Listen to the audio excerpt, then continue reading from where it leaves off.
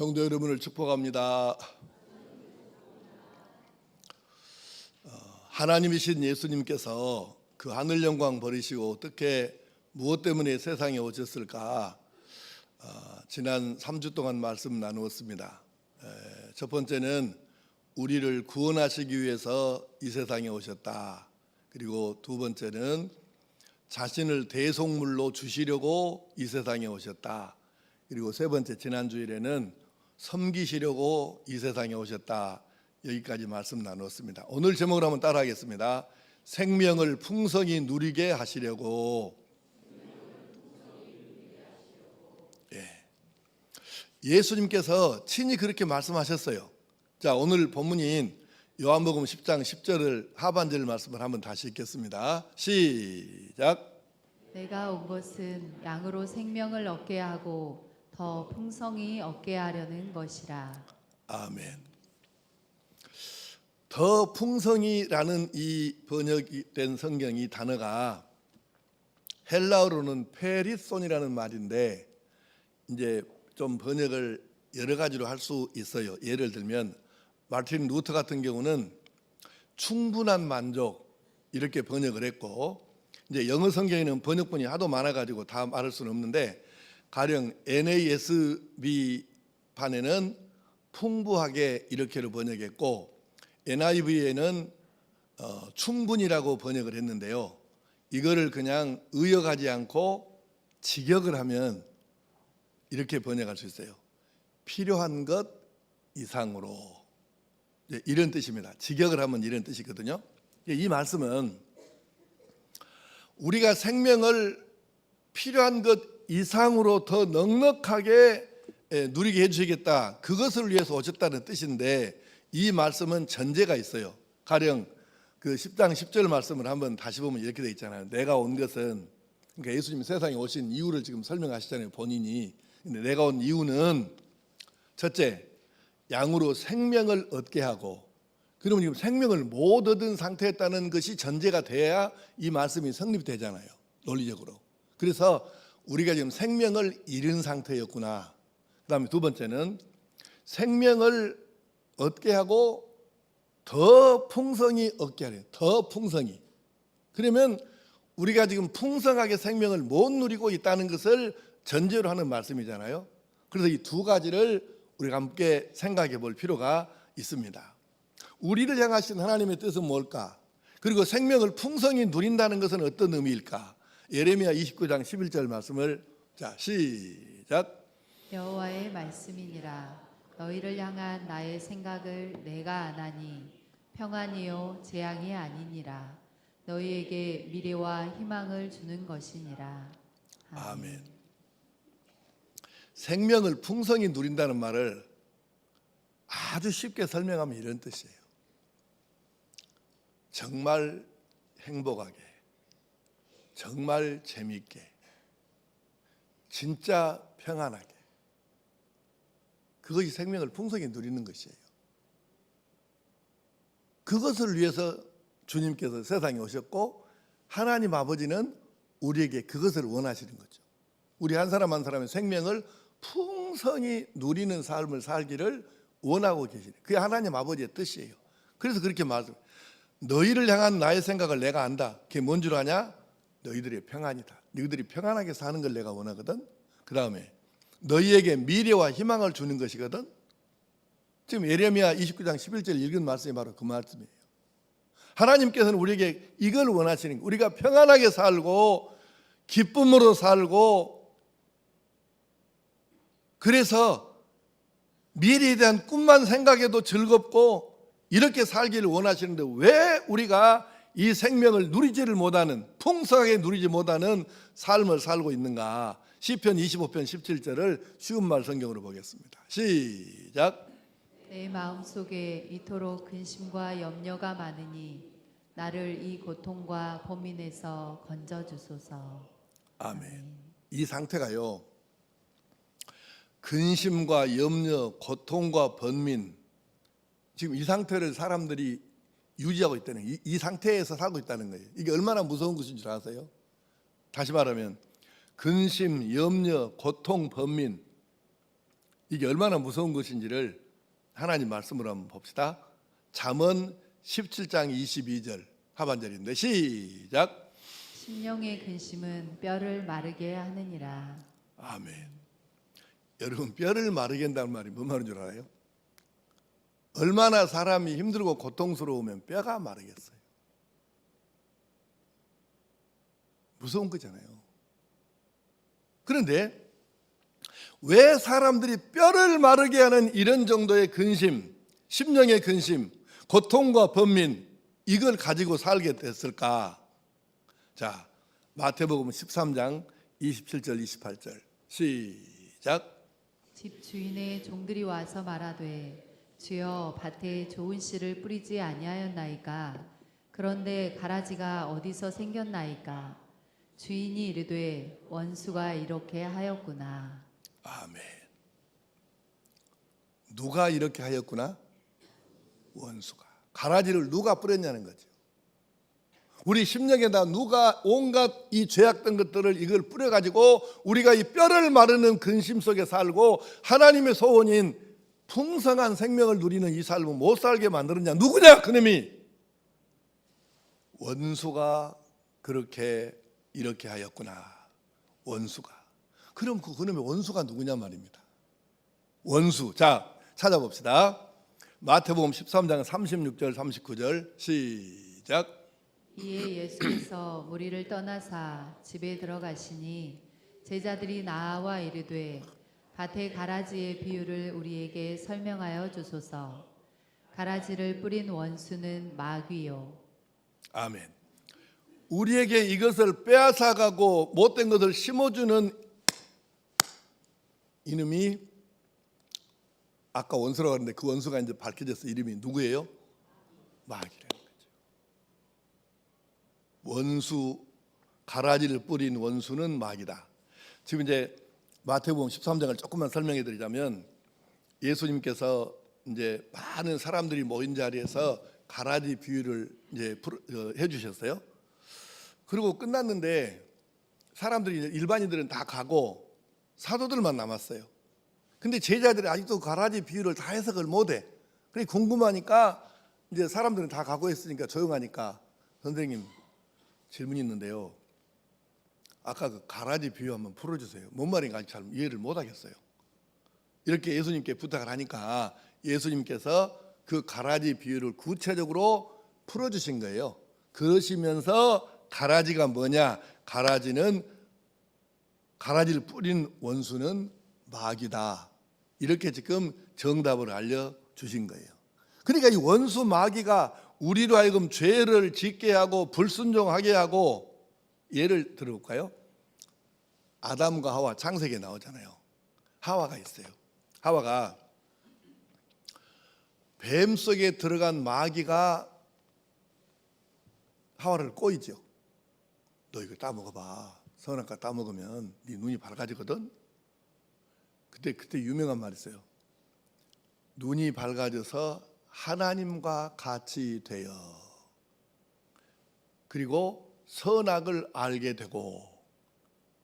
이렇게 꼬이니까 지금 여러분들이 뭔 말인가 이해를 좀 못하실 수도 있기는 하겠는데, 우리가 하와 입장이 돼가지고 우리가 눈이 밝아져서 선이 뭔지 악이 뭔지도 알고 하나님처럼 되기도 하고 이런다고 그러면 그 입장에서 선악과를 안 따먹기가 쉽지 않죠.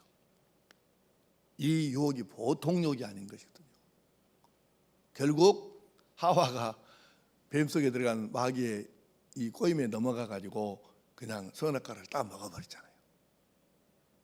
그리고 그때로부터 마귀가 이런 식으로 사람들을 온갖 이상 야르던 방법으로 우리 마음에다가 이상한 걸 집어넣는 거죠. 그래서 우리가 죄를 짓게 하고 하나님을 불순종하게 하고, 그래서 점점 내가 하나님과 멀어지게 하는 거예요. 그래서 이제 죄는 갈수록 쉽게 짓고 죄를 지어도 통증이 없어. 이런 상태에 이르게 하네. 이게 마귀가 이런 짓을 하는 거예요. 원수 마귀가 이런 짓을 합니다. 그래가지고 결국 마귀는 우리가 생명의 풍성함을 누리지 못하게 합니다. 하나님 주신 평화를 누리고 행복하게 살고 기쁨이 있고 감격하고 삶에 희열이 있어야 되는데 이런 것들을 누리지 못하게 다 이것을 빼앗아가는 거죠. 마귀는 결국 우리에게서 이런 걸 빼앗아가는데 가령 멀어지게 합니다. 하나님과 멀어지게 하고 교회와 멀어지게 하고 목사와 멀어지게 하고 또 믿음 좋은 성도들과 멀어지게 하고 하나님 주신 안식과 멀어지게 하고 그러면서 마지막에는 무엇과 멀어지게 하냐? 이게 멀어진단 말이지 빼앗아간다는 뜻이에요. 천국과 멀어지게 합니다. 가장 마지막에. 그럼 결국 마귀가 꼬이는 대로 가면 천국은 우리가 못 가게 되는 거잖아요. 그러니까 마귀의 사명이 뭐냐? 마귀는 결국 우리의 생명까지 빼앗아 그래서 천국 못 가고 지옥 가게 하는 거죠. 이것이 마귀가 하는 일이고 주 업무이고 사명이고 이게 마귀가 하는 일의 전부입니다. 마지막 목적은 우리가 천국에 못 가게 하는 것이죠. 결국 마귀의 꼬임에 넘어가면 결코 생명의 풍성함을 누릴 수가 없게 되어서 그래서 뼈가 마를 정도로 근심과 염려와 불안과 번민 이것으로 인생에 살게 되는 것이에요. 이런 상태에 있기 때문에 요한복음 10장 10절에 예수님께서 내가 이 땅에 온 이유는 세상에 온 이유는 너희들로 하여금 생명을 얻게 하고 더 풍성히 얻게 하려고 그래서 내가 세상에 왔다. 이렇게 예수님이 이 세상에 오신 목적을 친히 밝혀주신 것입니다. 그러므로 생명을 얻어야 된다. 영생을 얻어야 된다. 그리고 풍성히 생명을 누려야 한다. 넉넉하게. 그럼 이걸 어떻게 이루는가? 자, 요한복음 17장 2절 3절 말씀을 세번역 성경으로 시작. 아버지께서는 아들에게 모든 사람을 다스리는 권세를 주셨습니다.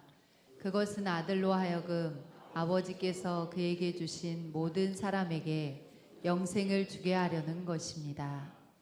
영생은 오직 한 분이신 참 하나님을 알고 또 아버지께서 보내신 예수 그리스도를 아는 것입니다. 아멘. 자, 예수님 자신이 우리에게는 생명의 선물입니다. 방금 아멘 한 사람만 손 들어보세요. 내리시고. 아멘 안 한 사람들은 왜 안 한 거예요 방금? 예? 이게 너무너무 중요한 거예요. 우리에게는 예수님 자신이 생명의 선물입니다.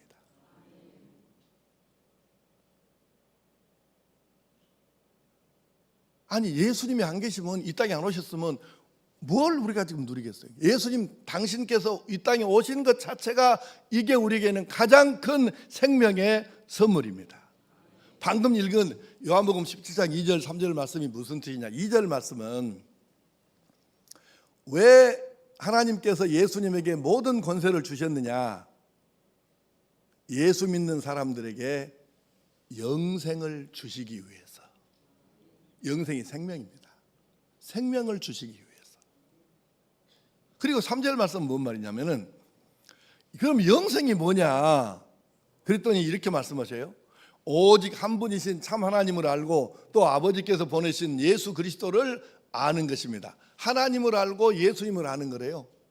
여기서 안다는 말이 헬라어하고 우리 한국어하고 개념 차이가 있어요. 헬라어에는 안다는 말 이 자체는 알기 때문에 나는 그렇게 산다, 행한다는 이 두 가지가 함께 들어있는 것이에요. 안다와 행한다는 같은 뜻이에요. 체험한다는 말도 여기 그 뜻도 포함되어 있어요. 근데 한국에는 아는 것하고 행동하는 것은 별개의 개념이에요.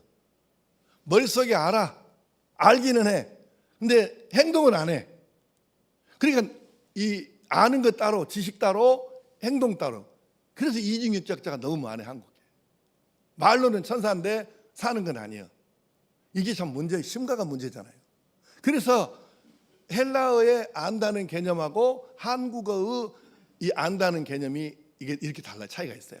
그래서 우리 한국 개념 말고 한글 개념 말고 헬라어 개념으로 여기서 하나님을 안다, 예수님을 안다는 것은 하나님이 어떤 분인지 예수님이 어떤 분인지를 알고 거기에 대한 믿음으로 사는 것까지를 포함하는 것이니까 이 말은 믿는다는 말과도 같은 말이에요.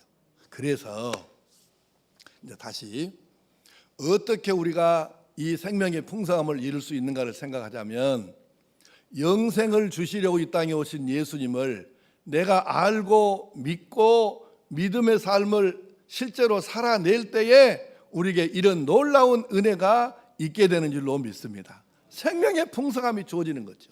예수님이 이 땅에 오셨는데 당신 자신을 십자가 위에서 못 박혀서 제물되어 죽으셨습니다. 우리의 죄를 씻어주셨습니다. 그리고 우리를 구원해 주셨는데 이것으로 끝나는 게 아니고 우리가 이 땅에 사는 동안에 풍성한 생명을 누리도록 평안을 주셨어요. 이 평안이 어떤 평안이냐면 자, 요한복음 14장 27절 말씀 시작. 평안을 너희에게 끼치노니 곧 나의 평안을 너희에게 주노라. 내가 너희에게 주는 것은 세상이 주는 것과 같지 아니하니라. 너희는 마음에 근심하지도 말고 두려워하지도 말라. 아멘. 아멘. 나의 평안을 너희에게 주노라. 이 평안이 무슨 평안일까? 예수님께서 십자가에 못 박히셨어요. 몇 시간 동안 못 박혀 계셨죠? 예수님 십자가에 몇 시간 동안 못 박히셨어요?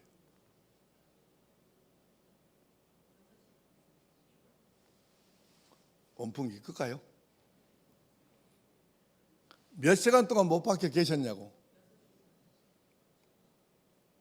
6시간을 못 박혀 계셨어요. 온갖 머리부터 가슴 등판 상처가 막 이렇게 있는, 피 흘리고 막 피가 머물고 이런 상태에다가 다시 또 양손과 양발에 못을 박힘을 당하셔가지고 6시간 동안 그대로 계신 거예요. 뼈에다가 뼈를 망치질해서 뼈를 뚫은 못을 박았으니까 그렇게 6시간을 어떻게 되겠어요? 사람이 얼마나 고통스러우니, 미쳐서 죽고 이빨이 몇 개씩 부러져 나오고 이런 상황인데, 근데 세상에 그 상황 속에서 예수님께서 7 말씀을 하셨어요. 아버지, 내 영혼을 아버지 손에 부탁합니다. 이 말씀 빼놓고는 다 우리를 위해서 한 말씀 해 주신 거예요. 주님께서 마음에 고요한 평안이 없으셨으면 어떻게 그 고통 중에 7마디 말씀을 그렇게 하실 수 있었겠습니까? 평안이 없으면 도대체 말이 안 되는 불가능한 일인 거죠. 그러니까 예수님은 십자가에 못 박혀 계신 이 상태에서조차 진짜 평안을 누리고 계셨다는 것입니다. 아직 뭔 말인가 이해를 못 하신 것 같아요. 설명을 좀 길게 해야 될 것 같아요. 내가 결석, 아주 성질 좋은 사람들한테만 생긴다는 결석을 6번 생겼습니다.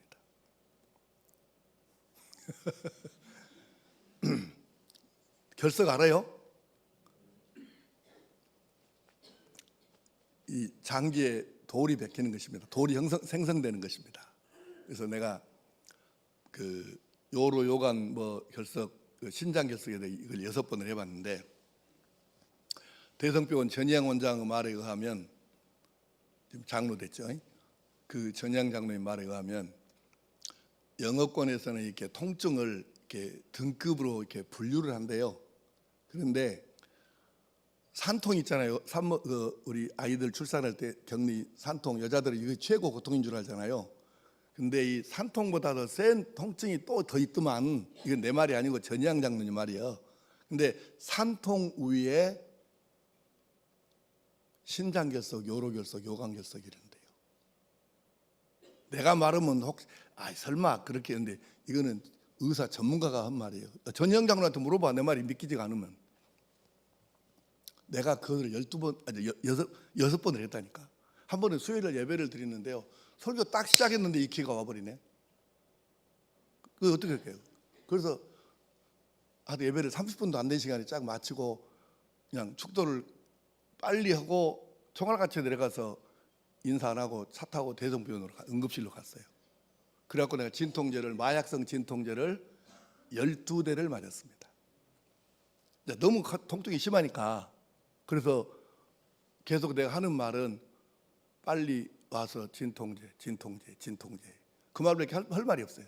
그때 내가 느낀 게 뭐냐면 아무 생각이 안 나는 거예요. 빨리 이 고통에서 벗어나고 싶다. 그러니까 진통제. 그래서 3분의 한 대꼴로 이 진통제를, 마약성 진통제를 그걸 내가 12대를 맞은 거예요. 연속으로. 통증이 안 잡히니까.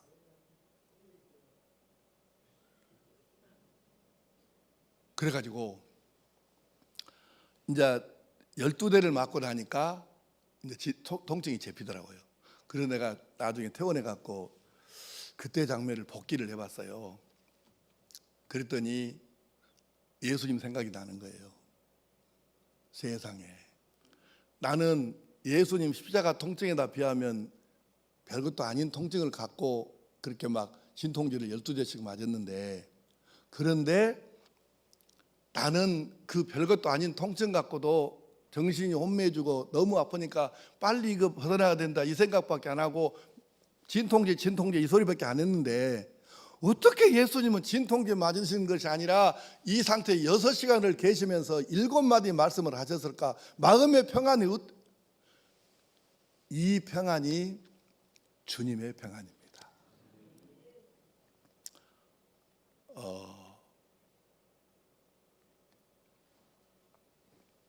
봉헌 기도할 때 우리 주님 십자가 위에서까지 누리셨던 그 평안을 우리 마음에 가득하게 채워주시고, 이 말씀이 바로 그 말씀이에요. 주님이 십자가 위에서도 육체는 고통스러울 망정 마음은 전혀 이 평화, 이 고요함을 깨뜨림을 당하지 아니하시고 누리셨던 진짜 그 평안. 이 평안을 가지고 있으면 생명을 풍성하게 누릴 수 있는 것입니다. 주께서 말씀하셨어요. 평안을 너희에게 주노니 곧 나의 평안을 너희에게 주노라. 내가 너희에게 주는 건 세상이 주는 것과 같지 않다. 이것이 바로 생명을 풍성히 누리는 방법이지요. 주님이 내 안에 계시면 완전히 내 안에가, 내 심령 속에가 가령 그릇이 100이다 갑시다. 그러면 50일은 예수님으로 채우고 49는 세상에 돈도 있고 가족도 있고 뭣도 있고 이러면 이 평안 못 누려요. 마음의 그릇이 100일 때 100을 예수님으로 채우면 이 평안을 누릴 수 있습니다. 또 하나는 우리가 이 생명의 풍성함을 누릴 수 있는 방법, 요한복음 15장 5절 말씀 시작. 나는 포도나무요 너희는 가지라. 그가 내 안에 내가 그 안에 거하면 사람이 열매를 많이 맺나니 나를 떠나서는 너희가 아무것도 할 수 없음이라. 아멘. 간단합니다. 예수님께서 포도나무의 비유를 들어주셨는데 우리가 가지가 뭐 하는 거예요? 가지는 다른 거 할 거 없어요. 나무에 붙어 있으면 되는 거예요. 지가 뭐 할게요? 가지에 붙어 있으면 되는 거지. 가지는 나무에 붙어 있으면 되는 거예요. 다른 거 할 게 없어요. 영양도 다 뿌리에서 올라왔고 나무가 다 지가 가지에 공급해 주는 거니까 지는 붙어만 있으면 되는 거예요. 이게 지가 할 일이에요. 가지가 할 일, 나무에 붙어 있는 것입니다. 수요일에 설교 말씀 기억하세요? 노아의 방주 생각해 보십시오. 과거가 어쨌느냐 상관없어요. 그까지 뭔 중요합니까? 그냥 방주에 들어가면 되는 거예요. 근데 방주에 안 들어가거나 방주에 들어갔어도 뭔 일인가 있어가지고 노아하고 싸웠다 할지면 노아 식구들하고 싸워갖고 나와버려서 다시, 그러면 안 되는 거죠. 이유 따지지 마세요. 노아 방주 안에 들어가서 문 닫혀지면 이 사람은 생명을 건지는 것입니다. 사는 것이죠. 이유가 뭐든지 간에 노아 방주에서 나와버렸어. 그러면 물에 빠져 죽는 것이죠. 뭐 별거 있습니까? 가지, 나무에 붙어 있으면 되는 거예요. 아니 그거 잘라져서 꺾어져서 나와 떨어져 가지고 나와 있으면 어떻게 될 거예요, 그게? 안 됩니다, 그거는. 그래서 우리가 어떤 일이 있어도 절대로 결코 예수 안에 있어야지, 예수 벗어나면 생명하고 관계가 없어요. 따라하겠습니다.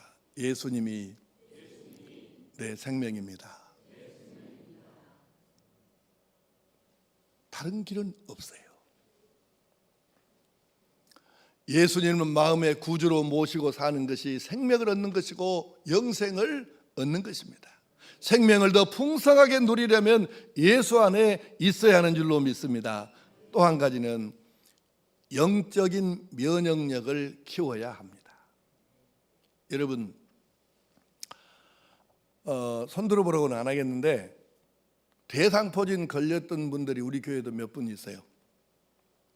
자, 대상포진은 뭐냐면 어떤 경우에 생기냐면 면역력이 떨어진 사람, 기초 체력이 바닥난 사람, 이 사람들에게 생기는 것이 대상포진, 대표적인 질병입니다. 면역력이 떨어져 기초 체력이 약한 사람이 오는 게 대표적인 게 이게요. 그러니까 몸이 면역력이 이게 온전하고 기초 체력이 튼튼하잖아요. 그러면 몸 밖에서 몸 안으로 바이러스, 뭐 병균, 세균 이런 것이 들어와도 웬만한 것은 몸에서 스스로 방어하고 때로는 살균 죽이기도 하고 이걸 몰아내요. 근데 기초 체력이 약하고 면역력이 떨어지잖아요. 그러면 밖에서 들어오는 이것을 차단을 못해요, 스스로. 그래서 대상포진을 비롯해 가지고 이런저런 병에 감염이 되는 거예요. 그러니까 우리가 기초 체력, 면역력을 키우는 것은 굉장히 중요한 거예요. 그럼 면역력을 키우고 기초 체력을 이렇게 증진시키는 방법이 있겠죠. 그게 뭘까요? 속 없이 또 소고기 많이 먹는 거. 소고기 많이 먹는 것이 물론 단백질도 취해야 되긴 해야 돼. 했는데 우리가 기초 체력을 튼튼히 하고 면역력을 키우려면 뭘 해야 된다고? 운동을 해야 되죠. 운동을 해야 되는데 운동을 하는데 어떻게 해야 되느냐? 날마다 하고 꾸준하게 해야 합니다. 그리고 나중에 다 그래요. 사람들이 이제 병에 걸려갖고 입원해갖고 치료받으면서 진짜 알기는 알았는데요. 알면 못해. 실천한 것만 내 것이에요. 하나님 말씀을 아무리 읽고 듣고 뭐 가르침받고 교육받고 훈련받고 제자 훈련해도 실천한 것만 그만큼만 내 것 되는 것입니다. 운동, 병원에 가갖고 그런다니까 사람들이. 아이고, 운동해야 되는 건 알았지요. 알면 못하냐고. 날마다 꾸준하게. 근데 세상에 이 원리가 영적으로도 똑같이 적용이 되는 거예요. 마귀 사탄은 우리에게 아까 말씀드린 대로 온갖 죄악을 다 우리 마음속에 집어넣고 우리에게서 다 하나님과 관계된 것을 밀어내고 멀어지게 하고 빼앗아가고 이렇게 하는데 영적인 기초 체력, 면역력이 튼튼하게 채워져 있는 사람들은, 빵빵하게 채워져 있는 사람들은 아무리 마귀가 별것을 갖고 욕을 해도 몸에서 바이러스 퇴치하듯이 이거 살균하고 죽여서 쫓아내버리듯이 못 들어오게 막듯이 영적인 면역력, 기초 체력이 튼튼한 사람들은 다 걸러내는 것이죠. 이단 사이비에 왜 빠져갑니까? 마귀가 세상에 온갖 달콤한 것으로 유혹할 때 왜 넘어갑니까? 영적인 체력, 영적인 면역력이 떨어졌기 때문에 쉽게 넘어가는 거죠. 나는 사실 정직하게 말하면 교인들 서운하게 하기는 싫지만 이단 사이비에 넘어간 사람들 참 답답해요. 이제까지 교회 다니면서 배운 게 저 정도밖에 안 될까? 그렇게 가르치지 않습니까? 재림 날짜 말하면 무조건 이단이 죽었다 깨어나도 그거는 가면 안 된다. 이 땅에 이미 재림 윤소가 있다 간다. 그는 무조건 사기꾼 그 사입이다. 그 절대로 빠지지 마라. 성경보다 더 중요하거나 성경과 비슷한 권위를 가지고 있는 것이 또 있다고 하면 그건 무조건 이단이다. 절대로 빠지지 마라. 이런 거를 이단이 뭔지를 조목조목 설명해서 죽었다 깨어나도 이것들은 이단이니까 빠지면 우리 생명 가져간다, 끌고 간다, 지옥으로 끌고 간다. 그렇게 해도 넘어가는 걸 보면 우리 교회는 물론 많은 사람은 아니고 한두 명 있긴 했는데 그래도 안타깝잖아요. 그렇게 영적으로 이 면역력이 기초 체력이 없어요. 그러니까 이 분별이 안 되고 그냥 따라가는 거지. 지 죽을 줄도 모르고 지옥 갈 줄도 모르고 이게 어떻게 되겠어요 이게. 그러면 영적인 기초 체력을 올리고 면역력을 키우는 것은 무엇이냐? 무엇을 해야 이게 제대로 되는 것이냐? 우리 맨날 배우는 말씀이에요. 알면 뭐돼? 잘 들으시고 새기고 실천해야 됩니다. 주일 성수, 예배 성공, 날마다 말씀 읽고 묵상하면서 하나님의 음성을 깨닫고 듣고, 날마다 기도하고 영으로 찬양하고 힘쓰고 애써서 말씀 삶에다 적용하고, 이것이 우리 영적인 면역력을 키우고 기초 체력을 증진시키는 거예요. 다른 걸 뭐 갖고 하겠습니까? 그래서 우리가 가장 기본이 되는 이 일을, 운동도 그러잖아요.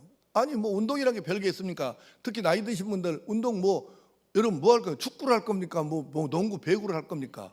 기껏 해봐야 걷는 거예요. 조금 빨리 걷는 거. 근데 그것만 해도 된다는 거 아니에요. 우리가 뭐 예배 드리고 뭐 주일성수 성경 뭐 어쩌고, 아이고 별것 아니다고? 그거 빼놓고 뭐 할 건데요? 가장 쉬운 거, 가장 기본이 이게 제대로 돼 있어야, 이루어져야 우리의 신앙이 영적인 기본이 형성되고 면역력이 탄탄하게 채워질 줄로 믿습니다. 기본이에요, 기본. 마귀는 요한복음 10장 10절 상반절에 나오는 것처럼 마귀는 우리의 생명을 빼앗으려고 하는 거예요. 여러분에게 왜 접근해? 생명을 빼앗으려고. 그러나 예수님은 생명을 주시려고 오셨는데, 회복시켜 주시고 풍성하게 누리게 하시려고 오셨는데, 마귀가 우리의 생명을 뺏으려고 한다면, 이 원리를 기억하셔요. 잘 기억하셔요. 마귀가 우리의 생명을, 우리가 가진 무엇인가 생명을 포함해서 빼앗아 가려고 한다면, 마귀보다 센 누군가가, 마귀보다 강한 누군가가 우리를 지켜줘야 될 거 아니에요. 마귀보다 약한 것이 어떻게 우리를 지켜주겠어요? 그러므로 마귀보다 강하고 훨씬 센 분이 누구세요? 기억하셔야 됩니다. 예수님은 세상에 계실 때 귀신, 마귀 때려잡는 전문가였잖아요. 말씀 한마디면 모든 마귀는 다 물러가고 다 쫓겨가고. 그러니까 바로 마귀보다 훨씬 강하신 하나님이 보내신 예수님을 우리가 의지해야 마귀 밥이 안 되는 것입니다. 누가 강하냐? 누가 강하냐? 예수님은 우리로 생명을 풍성히 누리게 하려고 오셨습니다. 그날이 우리가 성탄절 크리스마스라고 하는 날입니다. 우리로 하여금 풍성한 생명을 누리게 하시려고 이 세상에 오신 예수님을 모시고 날마다 은혜를 공급받고 생명을 풍성하게 누려서 행복한 하나님의 아들로 딸로 사는 은혜가 우리 모두에게 있게 되기를 간절히 축복합니다. 기도하십시다. 아버지 하나님,